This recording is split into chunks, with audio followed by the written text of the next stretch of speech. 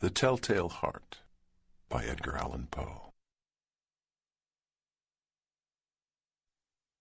True, nervous, very, very dreadfully nervous I had been and am. But why will you say that I am mad? The disease had sharpened my senses, not destroyed, not dulled them. Above all was the sense of hearing acute. I heard all things in the heaven and in the earth. I heard many things in hell. How then am I mad? Hearken and observe how healthily, how calmly I can tell you the whole story. It is impossible to say how first the idea entered my brain, but once conceived it haunted me day and night. Object there was none. Passion there was none. I loved the old man. He had never wronged me. He had never given me insult. For his gold I had no desire. I think it was his eye. Yes, it was this. He had the eye of a vulture, a pale blue eye with a film over it. Whenever it fell upon me, my blood ran cold, and so by degrees, very gradually, I made up my mind to take the life of the old man, and thus rid myself of the eye forever. Now this is the point. You fancy me mad. Madmen know nothing. But you should have seen me. You should have seen how wisely I proceeded, with what caution, with what foresight, with what dissimulation I went to work. I was never kinder to the old man than during the whole week before I killed him. And every night about midnight I turned the latch of his door and opened it oh so gently. And then, when I had made an opening sufficient for my head, I put in a dark lantern, all closed, so that no light shone out, and then I thrust in my head. Oh, you would have laughed to see how cunningly I thrust it in. I moved it slowly, very, very slowly, so that I might not disturb the old man's sleep. It took me an hour to place my whole head within the opening, so far that I could see him as he lay upon his bed. Ah, would a madman have been so wise as this? And then, when my head was well in the room, I undid the lantern cautiously, oh so cautiously. Cautiously, for the hinges creaked.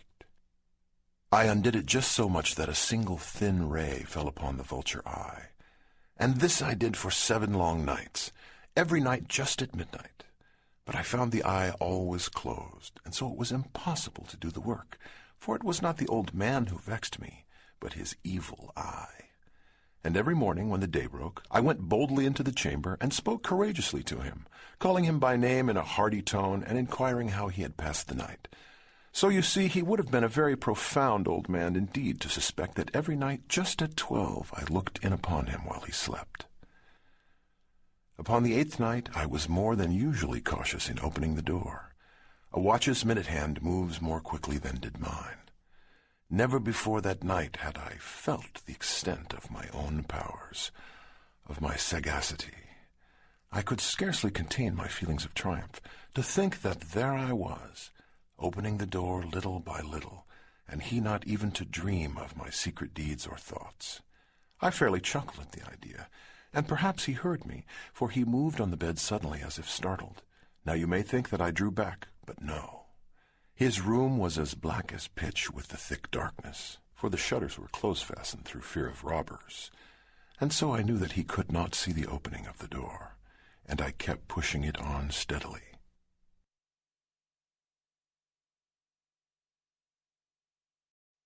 I had my head in and was about to open the lantern when my thumb slipped upon the tin fastening, and the old man sprang up in the bed crying out, "Who's there?" I kept quite still and said nothing. For a whole hour I did not move a muscle, and in the meantime I did not hear him lie down.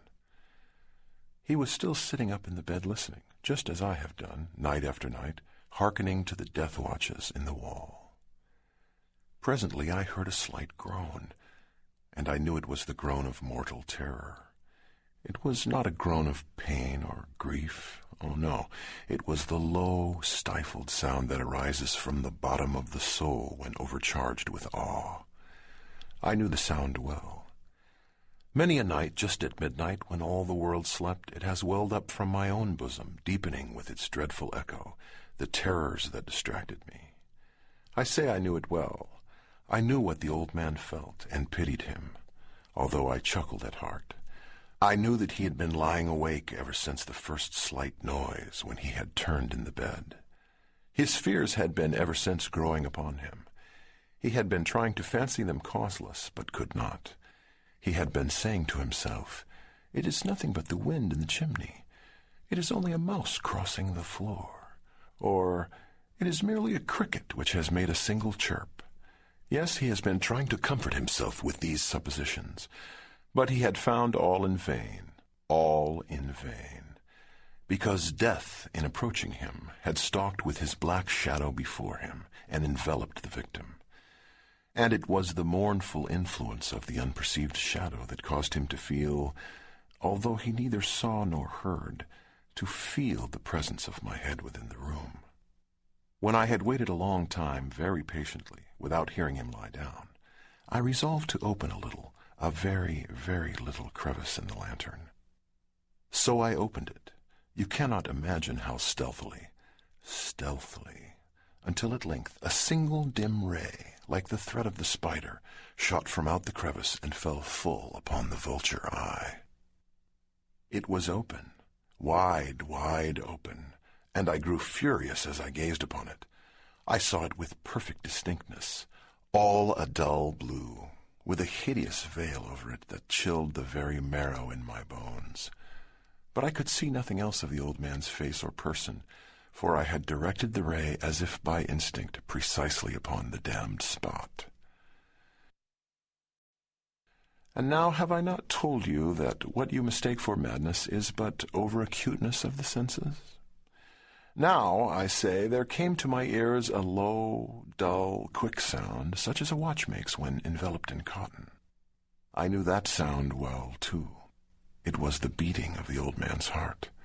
It increased my fury, as the beating of a drum stimulates the soldier into courage.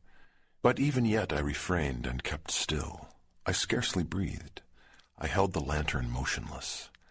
I tried how steadily I could maintain the ray upon the eye.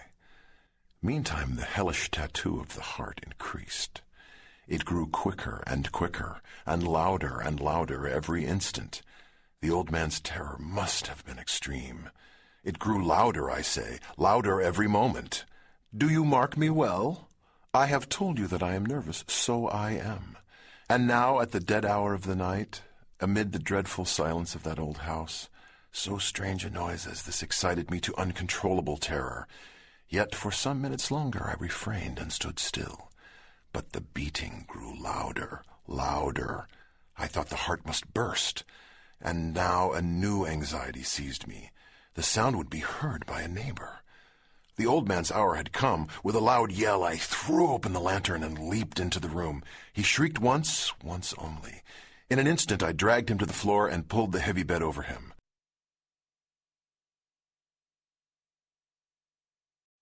I then smiled gaily to find the deed so far done. But for many minutes the heart beat on with a muffled sound. This, however, did not vex me.